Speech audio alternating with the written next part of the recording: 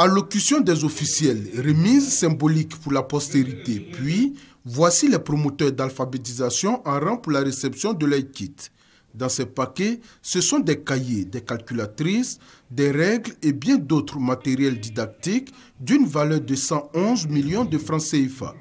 Ces dons de la direction de l'alphabétisation et de l'éducation non formelle sont faits pour leur permettre de continuer à aider le gouvernement ivoirien dans l'une de ses tâches. Madame le ministre de l'Éducation nationale, Madame Kandia Camara, depuis qu'elle est aux affaires à l'éducation nationale, chaque année, elle octroie un appui aux promoteurs de centres qui aident l'État de Côte d'Ivoire à prendre en charge les personnes qui ne savent ni lire ni écrire, car l'État seul ne pourrait pas résorber cela. 56% de la population ivoirienne est analphabète selon les chiffres de l'INS, l'Institut national de la statistique. Autant dire que pour ceux des promoteurs engagés sur le front de la réduction de ces chiffres, la tâche n'est pas aisée. En le faisant, c'est penser aux nombreux auditeurs que nous encadrons.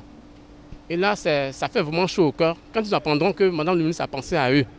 Et dans les différents centres, ce sera vraiment la joie. Ça permet d'encourager lorsqu'ils viennent, qu'on leur donne quelques petits cadeaux. Bon voilà, ils sont tout heureux de revenir. Voilà. Donc c'est un moyen aussi de les maintenir. Rappelons qu'aujourd'hui, la Côte d'Ivoire compte 2675 centres d'alphabétisation contre 600 avant 2012. Et la présente opération concerne 2574 promoteurs issus des drains Abidjan 1 et 2 qui suivront les drains 3 et 4.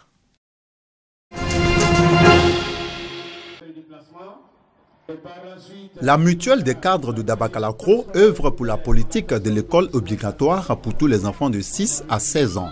Sa vision, un environnement scolaire plus attrayant afin de maintenir les apprenants à l'école dans le but de relever le taux de réussite. Pour atteindre ces objectifs, cette mutuelle vient d'investir plus de 8 millions de francs CFA à l'école primaire publique de Dabakalakro. Ces travaux ont été réalisés grâce à l'ensemble des cadres, avec à leur tête le colonel-major Koulibaly Bamoro. Nous avons électrifié l'école, nous avons mis des brasseurs dans toutes les salles de classe, nous avons doté le bureau du directeur d'un split, donné de l'eau aux enfants. Pour le conseiller pédagogique du secteur sud de Dabakala, l'initiative de la mutuelle des cadres de Dabakalakro est encouragée. Des œuvres qui font que les enfants veulent venir à l'école.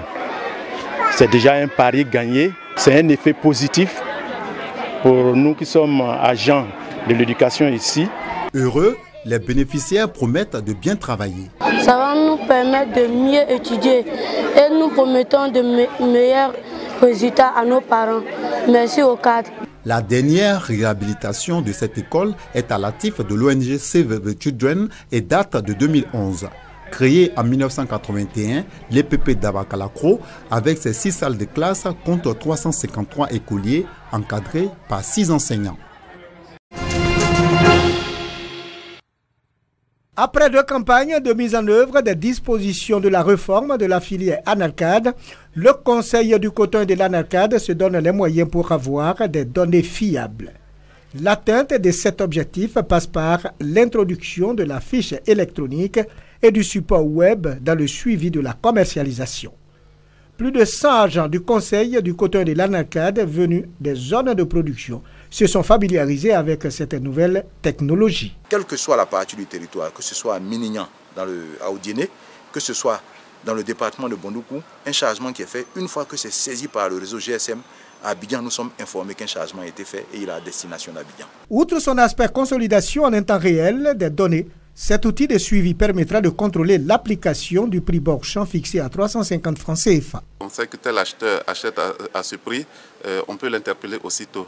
Alors que les années antérieures, c'est après la campagne, on peut savoir qu'il a eu à acheter à tel prix dans telle zone, dans telle zone. Les délégués régionaux et les agents relais, principaux bénéficiaires de cette information, saluent cette procédure qui viendra alléger leurs tâches en matière de traitement des données. Cette session a permis à nos agents relais qui sont sur le terrain dans les départements et nous-mêmes en tant que délégués de mieux comprendre ce système informatique les fichiers électroniques. Pour cette campagne de commercialisation, la Côte d'Ivoire, premier producteur de la noix de cajou depuis 2015, projette collecter plus de 750 000 tonnes d'anarcade.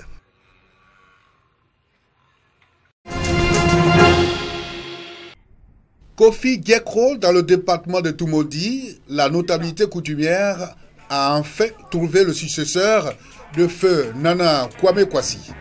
L'ex-président de la mutuelle de développement Kona Kofi Edouard est la personne sur qui le choix des notables est porté. Mais ce fut une rude épreuve, vu la durée du processus de désignation. En réalité, depuis 2009, le village a perdu son chef et ça coinçait au niveau des critères de choix. Lesquels critères devraient répondre à la volonté de la population, c'est-à-dire un chef lettré. Avant, j'étais un ensemble, mais dans un autre grand ensemble. Mais aujourd'hui, je suis le chef du village. Mais dites-vous que je vais encore faire plus. L'électricité, le château d'eau et les constructions d'écoles primaires, tous ces facteurs de développement sont à l'actif de son mandat. On comprend aisément ce choix fait, comme quoi le bienfait n'est jamais perdu. La remise officielle de son arrêté de nomination par les autorités locales a donné l'occasion aux populations rurales de promouvoir la culture baoulée. Le ministre de l'enseignement technique et de la formation professionnelle, Paul Kofi Kofi, a présidé la cérémonie. Identifier des projets. Vous avez été président de la mutuelle, dont vous êtes la personne idoine qui sait ce qu'il faut pour son village. N'hésitez pas à aller voir le sous-préfet quand cela est nécessaire. Plusieurs danses du terroir ont donné une note de gaieté à la cérémonie.